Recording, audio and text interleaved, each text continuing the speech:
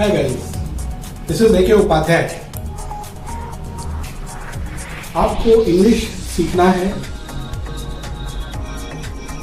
हम अपने इस चैनल में आपको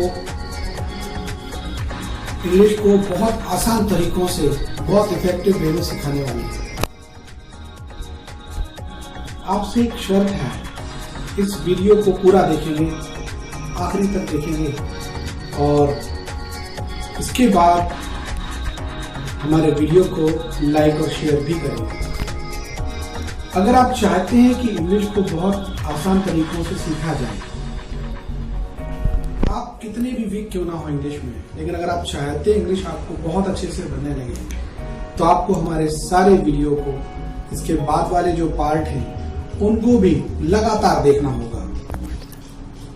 और आज हम शुरू करने जा रहे हैं पार्ट्स ऑफ स्पीच। तो डियर फ्रेंड्स, आपको बताना चाहूंगा कि पार्ट्स ऑफ स्पीच क्या होता है। जैसा कि आप जानते हैं, भाषा, लैंग्वेज जो होती है, अपने थॉट्स को एक्सप्रेस करने का एक मीडियम होती है, अपने विचारों को व्यक्त करने का एक माध्यम होती है। और इस माध्यम के लिए हम लैंग्वेज कहते हैं। लैंग्वेज जो होती है वो कैसे बनती है?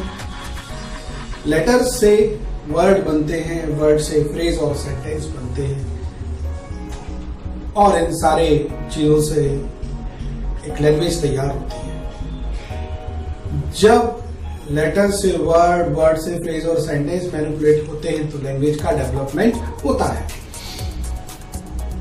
और दुनिया की कोई भी भाषा को सीखना है, ठीक से लिखना है, पढ़ना है, बोलना है और समझना है, तो आपको उस लैंग्वेज को सीखने के लिए ग्रामर सीखना पड़ेगा।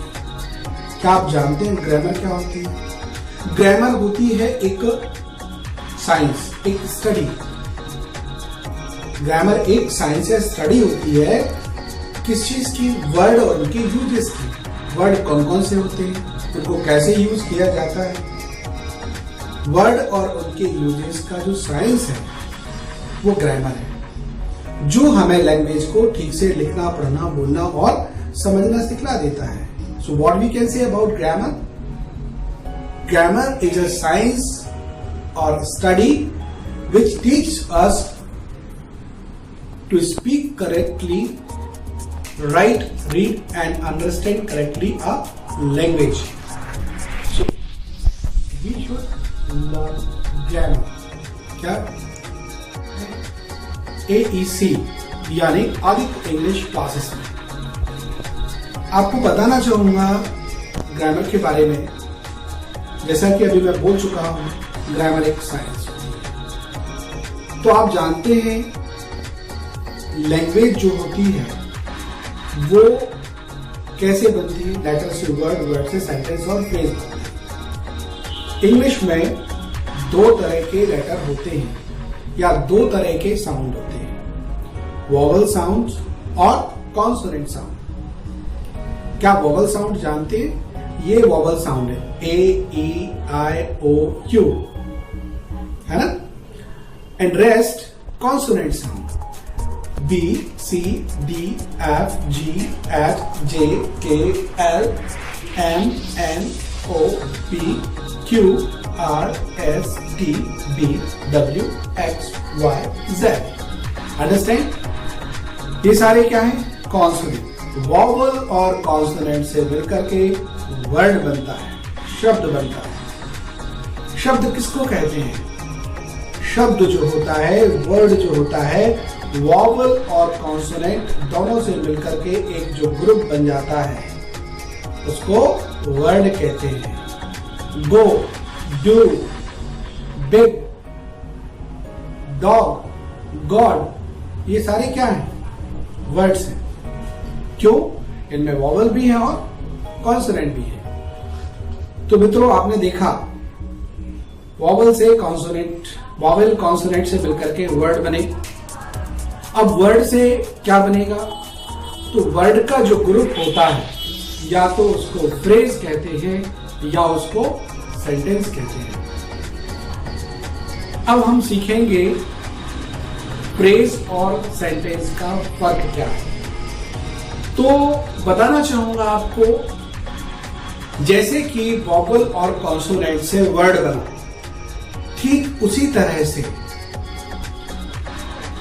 जो वर्ड होते हैं, विभिन्न प्रकार के वर्ड, उन वर्ड के जो ग्रुप होते हैं, या तो उनको फ्रेज कहा जाता है या उनको सेंटेंस कहा जाता है।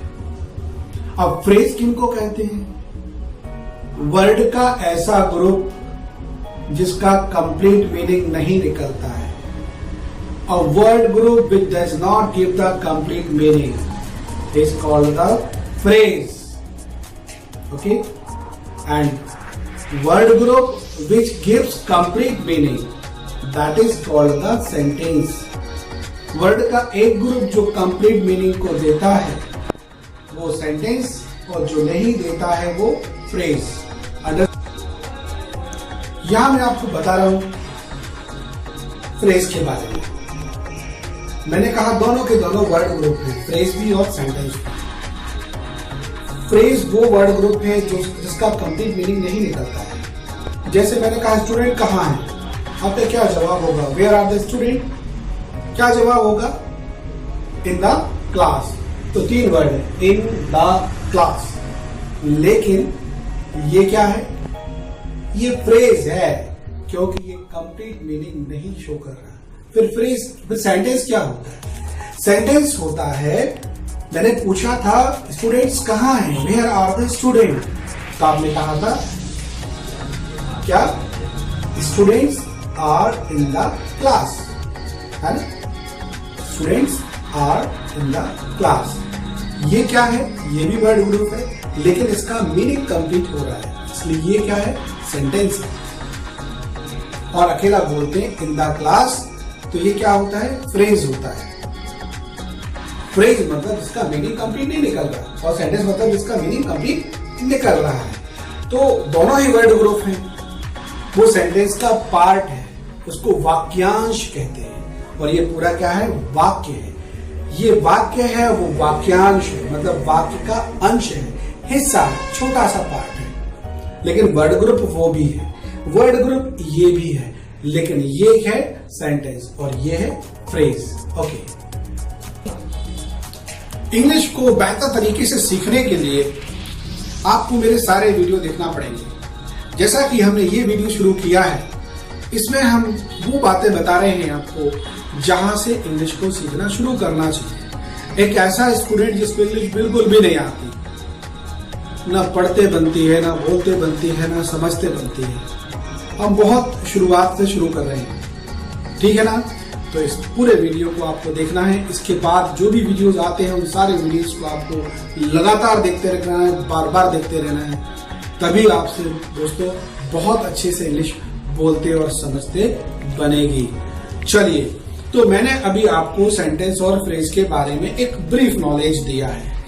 अब मैं आपको बताना चाहता हूं सेंटेंस के बारे में दूसरी बातें। आपने देखा सेंटेंस एक ग्रुप होता है, वर्ड ग्रुप होता है। तो वर्ड ग्रुप जो होता है वो कैसे बनता है, कौन से वर्ड से बनता है? वो फ्रेज कौन से वर्ड से बनता है? मतलब बहुत सारे वर्ड होते हैं। एग्जैक्टली, बहुत सारे वर्ड होते हैं, ठीक है ना? तो मित्रों, यहाँ पर इस चैप्टर में मैंने जैसे आपको बताया कि, है ना, वर्ड जो होते हैं वो बहुत प्रकार के होते हैं, और आप जानते हैं कि सेंटेंस में और फ्रेज में अगर फर्क देखना है कंप्लीट मीनिंग और इनकम्प्लीट मीनिंग का, तो उसके लिए आपको वर्ड की स्टडी करना पड़ेगी, ठीक है ना? और वर्ड की स्टडी के लिए हम क्या करेंगे? वर्ड की स्टडी आपको करना है तो आपको सीखना पड़ेंगे पार्ट्स ऑफ स्पीच, क्योंकि सेंटेंस के भीतर जो अलग अलग तरह के वर्ड होते हैं वो अलग अलग तरह का काम करते हैं। काम के अनुसार उनको 8 प्रकारों में बांट दिया जाता है। वो 8 तरह के शब्द पार्ट्स ऑफ स्पीच के नाम से जाने जाते हैं। क्या आप जानते हैं वो पार्ट्स ऑफ स्पीच कौन कौन से होते हैं? इसके लिए आपको देखना पड़ेगा हमारा नेक्स्ट वीडियो, जिसमें हम आपको पूरी डिटेल देंगे पार्ट्स ऑफ स्पीच की।